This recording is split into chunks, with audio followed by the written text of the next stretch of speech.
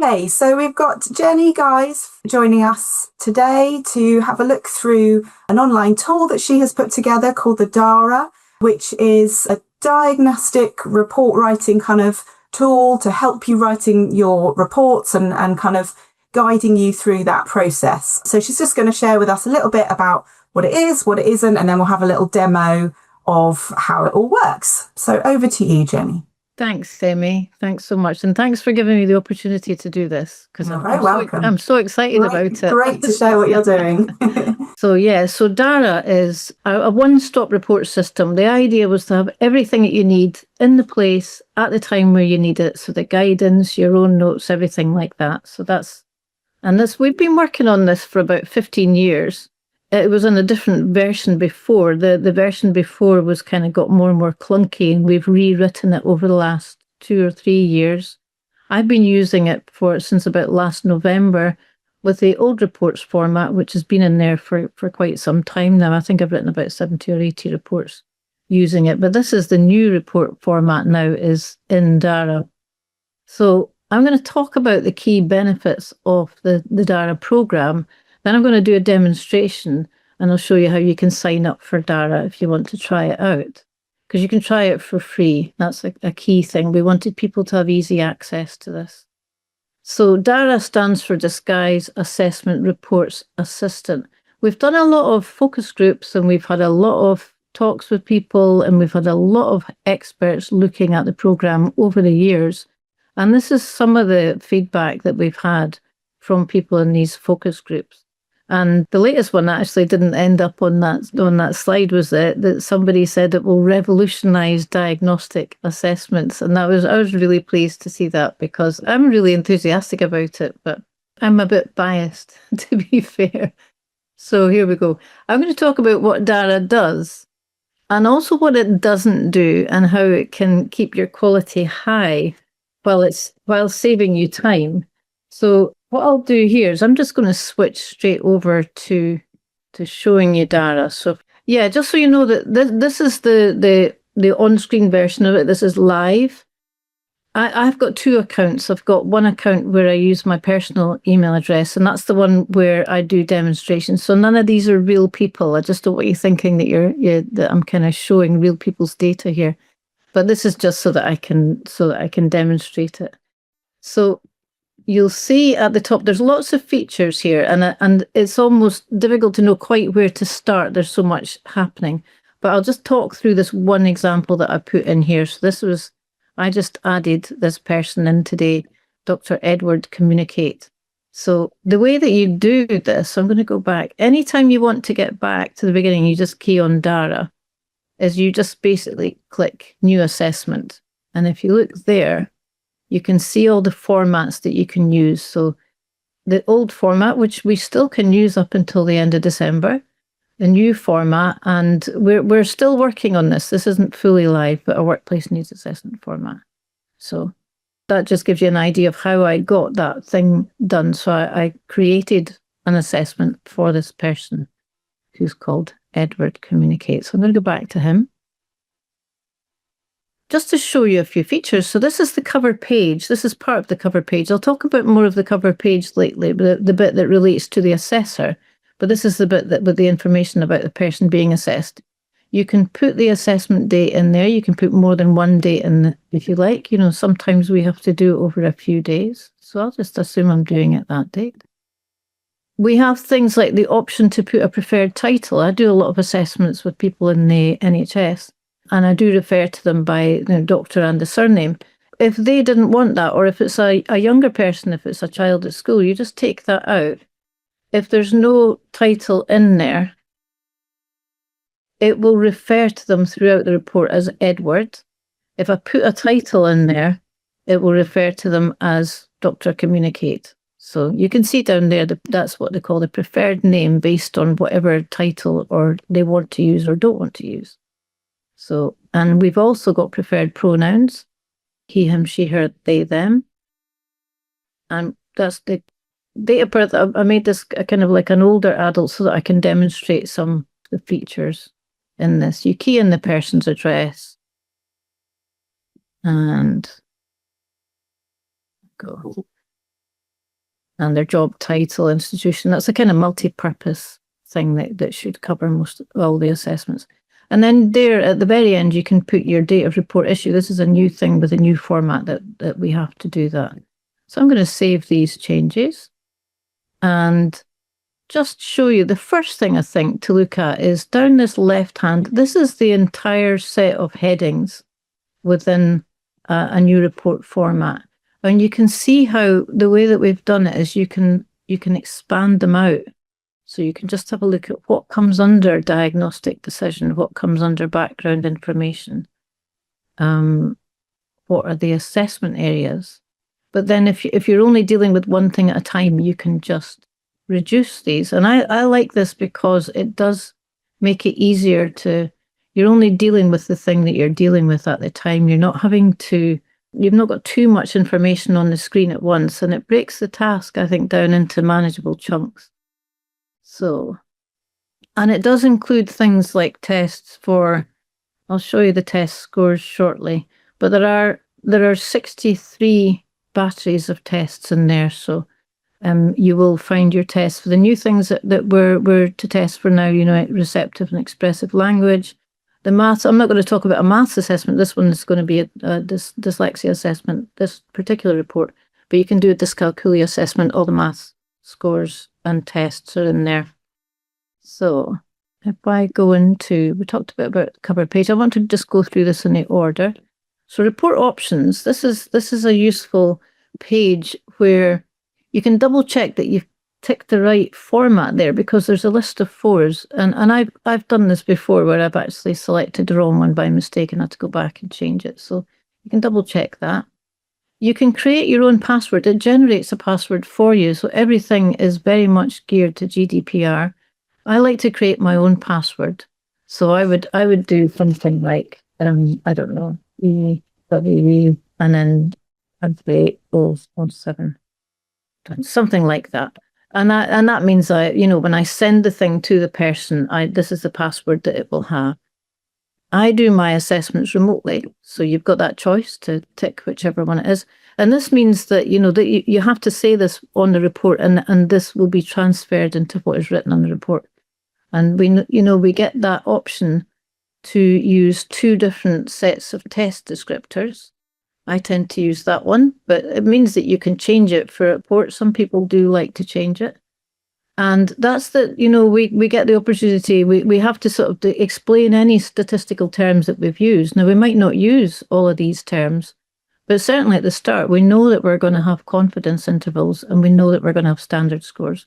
So at the very least, I can select that. And then as I'm writing the report, I might think, there are some significant differences that I can see here statistically, and then I'm going to kind of key that in.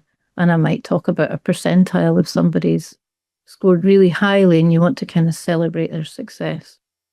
And also equally, at a later point, when you've done the assessment, you're going to make a decision about any definition. And these are all the current definitions that we can use. If any new definition comes in, it will be entered into the programme. So one of the things about this is that everything is absolutely up to date. It's not like a kind of static template. Everything is kept up to date. Every time you open DARA, you're getting the latest version of things, including things like the wording for these, which is Sask wording. So I'm going to save that. So this is where you key in your scores. And I don't know if I actually did a score for that, but what I'll do here, I'll go back to test scores. This is actually quite a good demonstration, because if you pick a test by mistake and you haven't used that, you can just do that. And it says, do you want to remove it from the assessment? Don't worry about, you're not going to delete it from the entire DARA program. You can just do that and then start again. So if you make a mistake, that's absolutely fine. So I'm going to add a few things. I haven't even seen this person yet, but I know that I'm going to be administering a couple of tests. I'm going to be doing a couple of tests that are qualitative, because this person's older than the age range. So I know I'm going to be doing the dash. I wanted to show you this just to demonstrate that we have these little banners at the top that just give you that little bit of warning if you're using a test that's outside the person's age range. Now, we're okay to do that as long as we explain that we're doing the assessment as qualitative. But that effectively means also, because DARA knows the age range of all the tests, and it knows the person's age because you've keyed in their date of birth, it basically wouldn't let a person put a standard score in for someone who was above or below the age range. And it doesn't happen with experienced assessors, but sometimes people think, oh, well, they're only, the age range sort of stops at 25-11 and they're only 26 in 2 months. I'll just put a standard score in. And I have seen that in other reports, but this wouldn't allow you to do that. So it does kind of prevent some sorts of mistakes. So if I key that, you'll see that's the dash has come up in my list of scores. And then I just do that to enter the scores. So you can see there it's only letting me key in this that's taken qualitatively. So I'm going to do that and that, and I'm going to save the changes. Every time you do something, you have to save changes. But we've got a new thing now, which is a little alert that if you don't save changes, it will say, remember to save the changes. The reason you kind of need to do that, even if it's done qualitatively, is that this bunch of test scores that are keyed in, they will automatically populate the scores table, but also the Appendix 4 with all the test references. So although you don't have a score for this, the description of that test has to come up in Appendix 4, and that's automatically done by DARA. Another one that I quite often do is, for another reason, I quite often just ask somebody to read a passage from the GORT sort of silently and see just a kind of silent comprehension speed, just for a rough idea, along with all the other tests. So I do that qualitatively. Now, the thing you'll see here with the GORT, oral reading rate, it gives you the opportunity to say whether it's Form A or Form B. So, we have some tests that are the green form or a blue form or Form 1 or Form 2. And we have to say which one we've used because they might be using a different one in school, for example, if you're doing, if they're also doing screening tests. So I'm going to save that.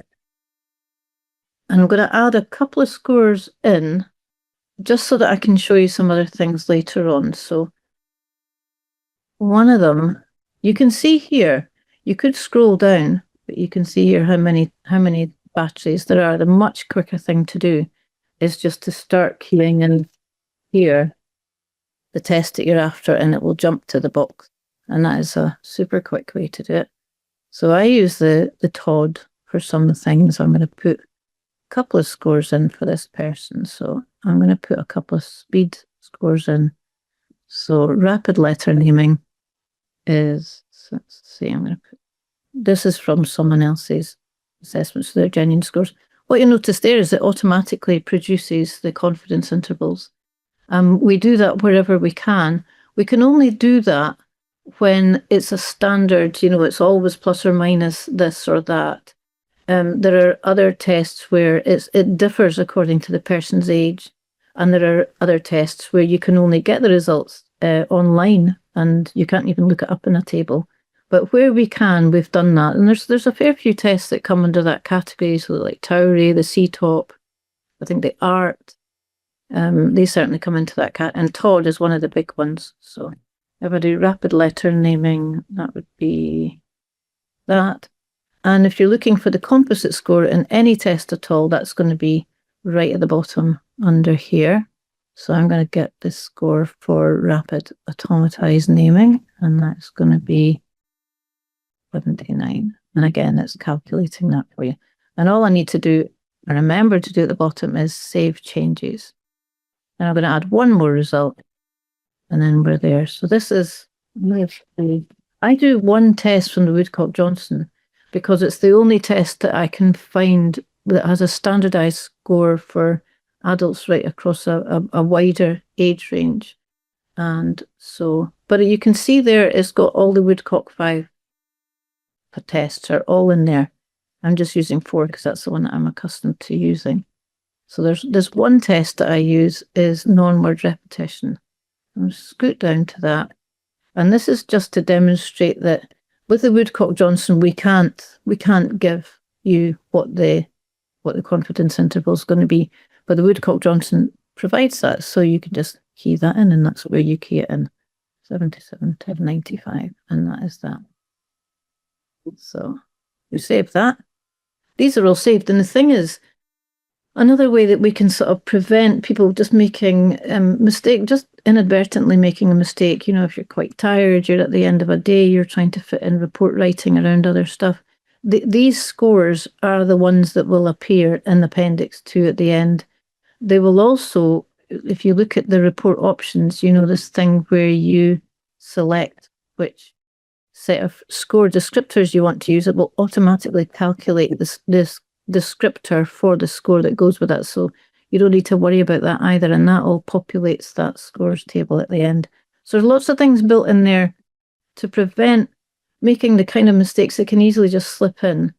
But the main thing is, it doesn't write any of the report for you. It's just taking care of a lot of the administrative stuff that I think, for me certainly, I find it useful that I can kind of free my mind to do the analytic stuff, because I'm not having to think, oh, did I remember to put the reference in for such and such a test? Or I didn't do the usual reading test that I do with most people. I did a different one for this person.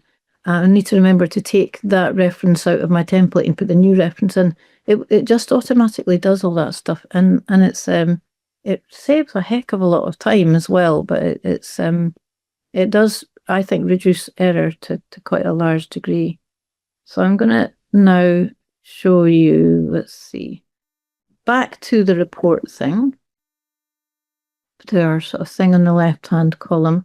If I look at diagnostic decision, you can see up here we've got, in every single section, we've got guidance notes, and we've made it so that can collapse down.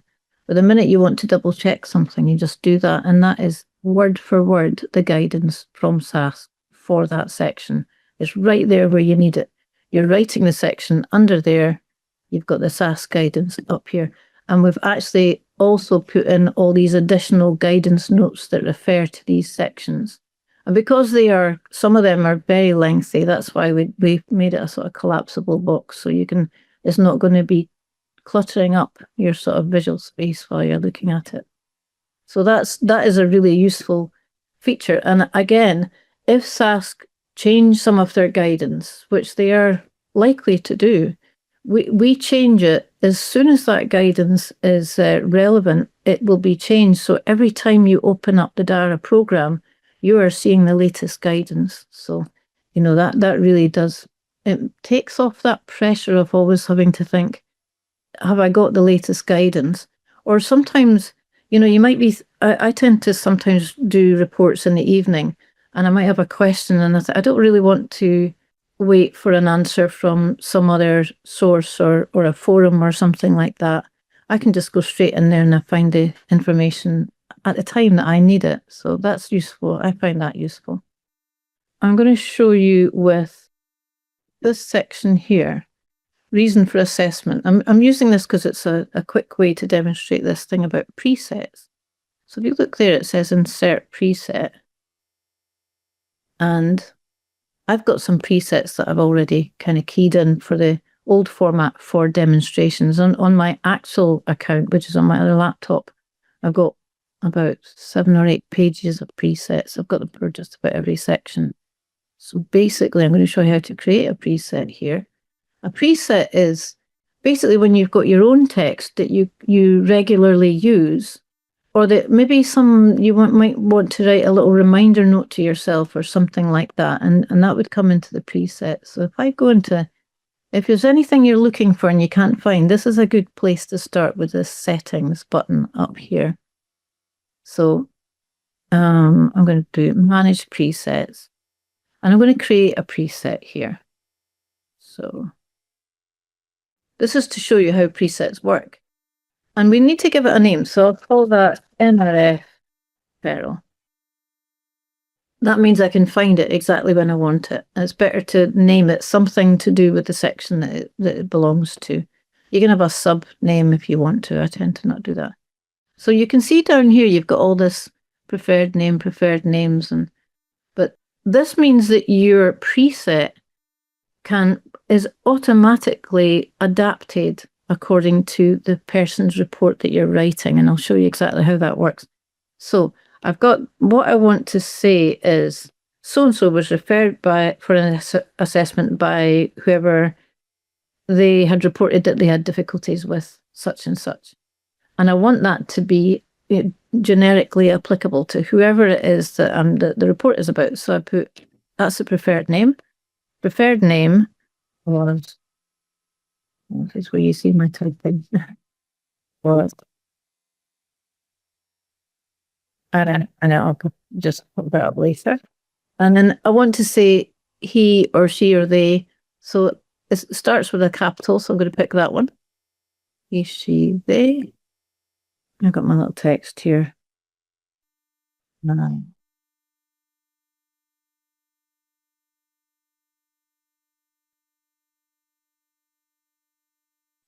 What? That. I'm going to put another he, she, they, but show you how I'm doing a lowercase there. And you can see that you've got other pronouns in there that you can select from, but I wanted to just make it simple. So if I save that preset, I've now got that in my list of presets. How I get back to the report, click on the DARA logo. There we are, it's down there.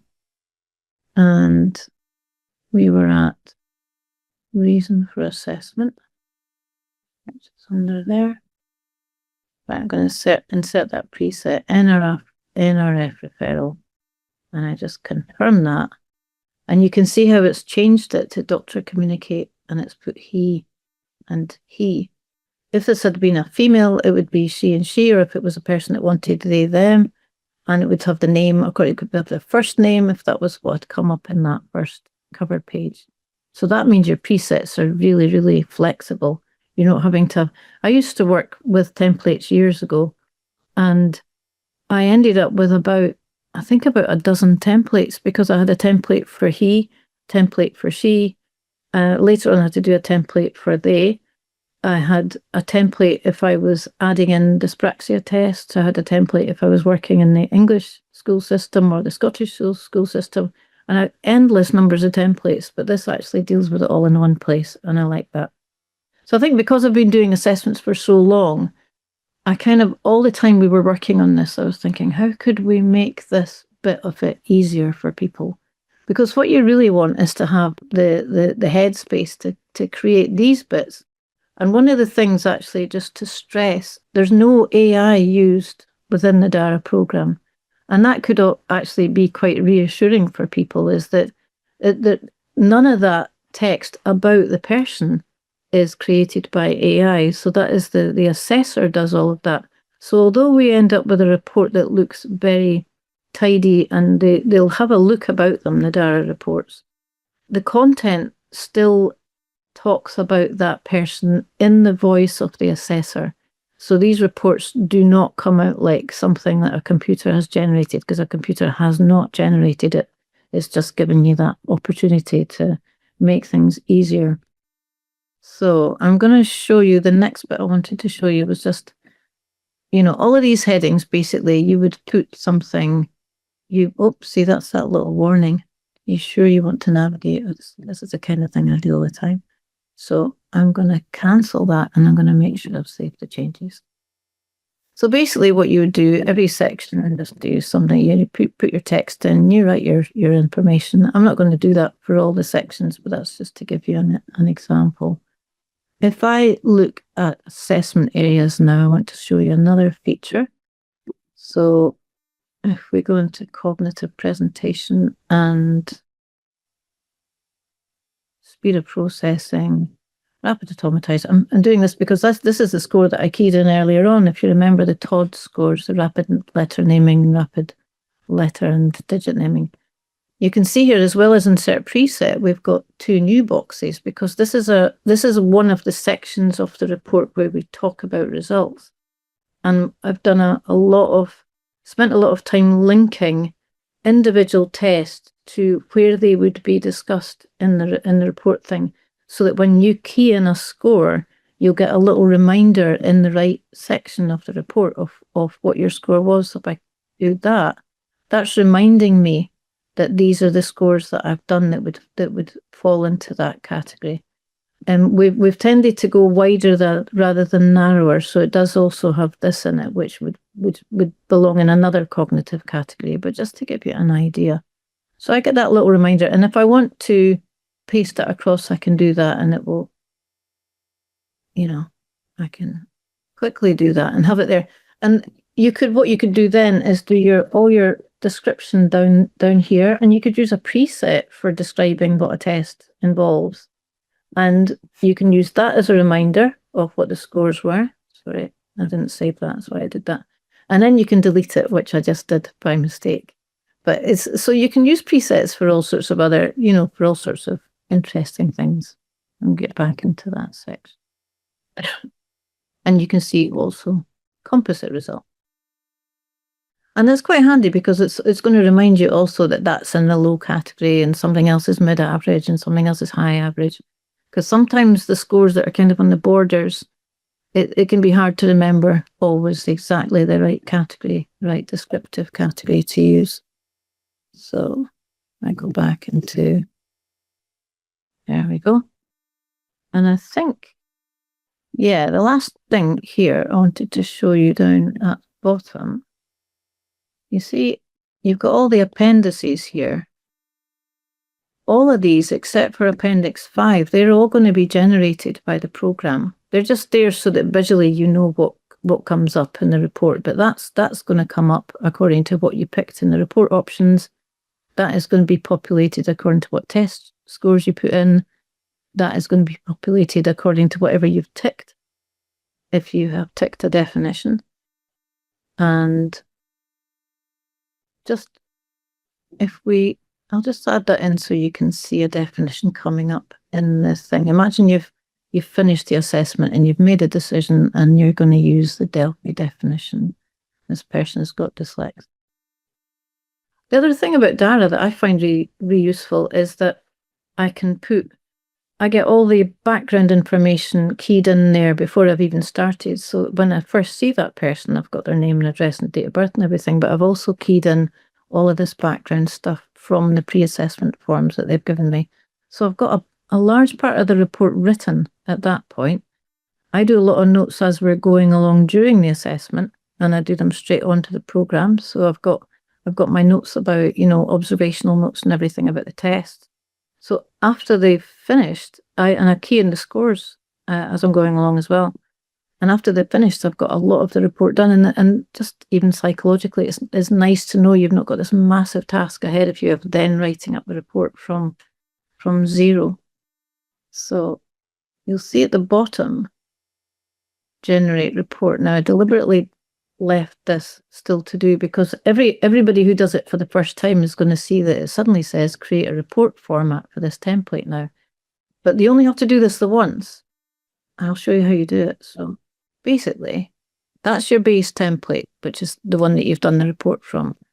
And I'm just going to call this anyone plays. And I save that.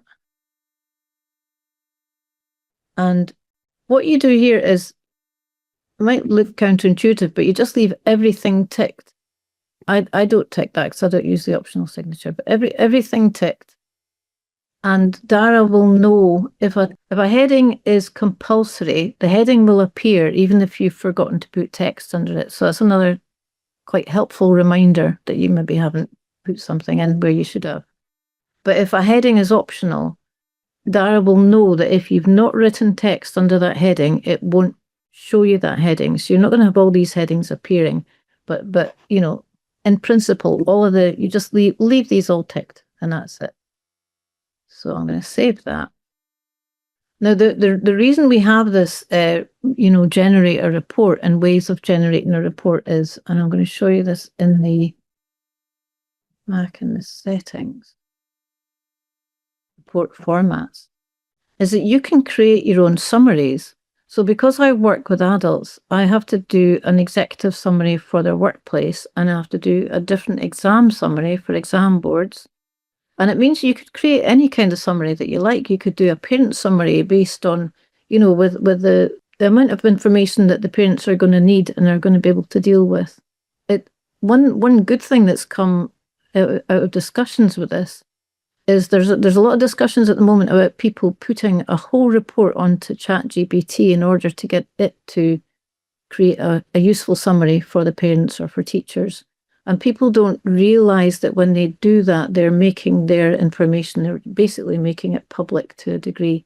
So if we are able to provide people with summaries that are useful to them, that would help. That would mean they wouldn't have to do that so often. And when you create a report format, you only have to do it once.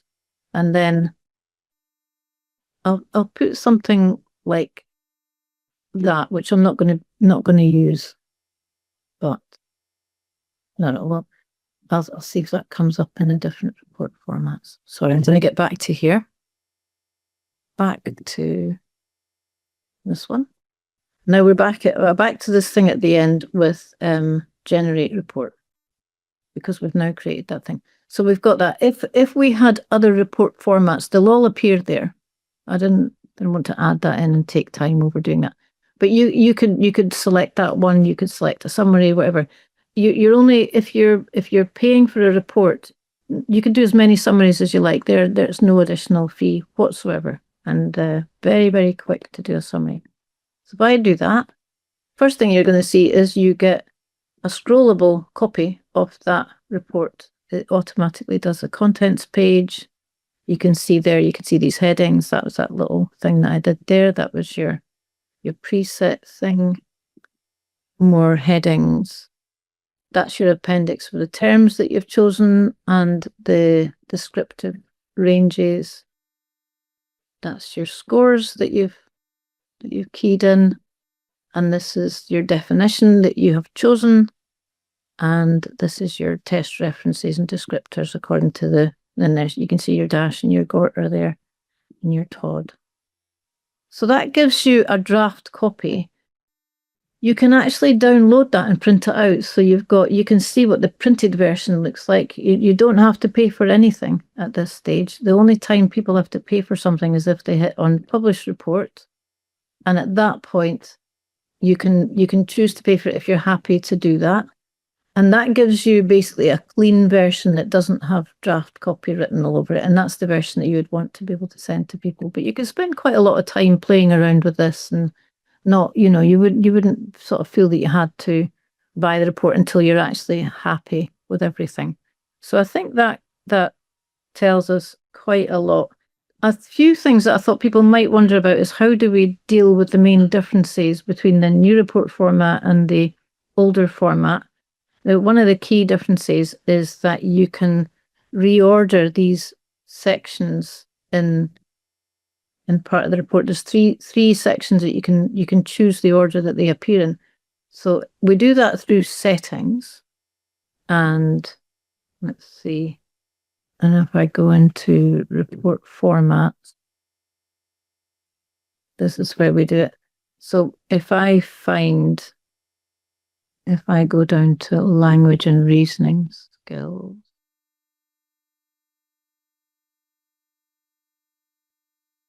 you can see there, this is where you can just say, well, I'd like them to be in a different order. So you can just put that up to 2, and that'll automatically reorder stuff. That to 3, to 1. So you can, it will stay the same visually when you are looking at the report on screen, but when it prints it out, it will do it in the order that you want it. So that was one of the big differences, is people get that choice of what order they want these sections to be in. Another big difference is that phonological awareness can appear in a few different places. And that is done through actually the report. And what you'll find basically is that the opportunity to write about phonological awareness appears at different times. So let's see, where the first place it would appear would be language and reasoning skills. So there you go. You've got phonological awareness there. And then the guidance notes. I don't know if it's in the bottom up there or not. Yeah, we've put a DARA note. This is one of the 3 sections where phonological awareness scores can be reported. These are the 3 sections. If you don't choose to discuss it in this section, The heading will not appear in your report. So you just decide where you want to put it. You get the choice to put it wherever you like. So that's how we've dealt with that. And the other difference that we've noticed with the new report format is these optional headings. So there are things like, if I show you recommendations, that would be the easiest one to do, educational and workplace support.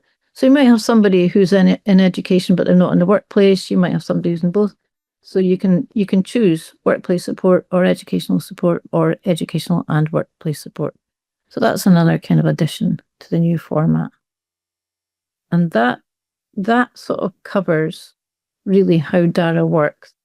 I'm going to go back to the slides now. So that's when we're talking about what DARA does and what it doesn't do and how it can really keep your quality up. So these are the key benefits of the DARA program, and I hope that's been demonstrated. It is quite user-friendly. There are lots of training videos and frequently asked questions and things. If you go into that website, you'll see little short training videos. We've tried to make them, rather than have one great big long video, they tend to be 3 or 4 minutes long. So there's one little video all about presets, for example.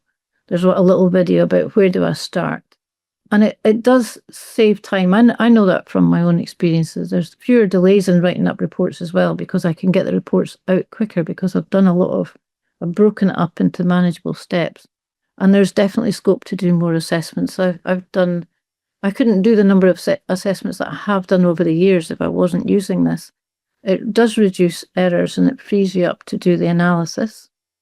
I love that it breaks things down to manageable steps, because I think a lot of people who do assessments are themselves neurodivergent, and they often appreciate that. It's the advice that we give to just about every adult that we're working with, is to just break this down into manageable steps and take more time over it. SAS recommendations are there exactly where you need them and exactly when you need them, and it's live and it's connected. It's not a static Word document. You can put your own notes along with the provided guidance, the SAS guidance, and the output is professional. It's well organised. So I'll leave these. I guess these slides will be available to you, but you can sign up. The way, as I showed you, you can actually tinker about with this with at no cost, so that you can really get used to the whole program. And that's my details. If anybody's got any questions, I'm more than happy to answer these. If anybody wants other demonstrations, for their own purposes, just let me know. And yeah, I'd like to thank Communicate Ed for giving me this chance to talk about the program, because I'm really excited about it. And also just to thank you, anybody who's listening to this and looking at it, for your time. If you feel it could help you in your practice, we'd love it if you used it. If you know any other assessors that you think might find this useful, it'd be fantastic if you could spread that news to them. And I mean, word of mouth is so important for this kind of thing. If you like to share things on social media, that'd be fantastic as well. And yeah, that's me finished. Thank you, Jenny. You have thought of everything there. Have I? It's so good. I'm a lover of order and neatness, and it definitely is that. So yeah, well, yeah. It's like I say this to people, when I'm doing assessments, because it applies to me. Is you can have the final thing can look like the product of a tidy mind. Yes, even absolutely. if it didn't start off that way. Yeah, brilliant. Yeah. So thank you so much for that. That's brilliant. Hopefully people watching will find that really helpful, and they can go and have a little look.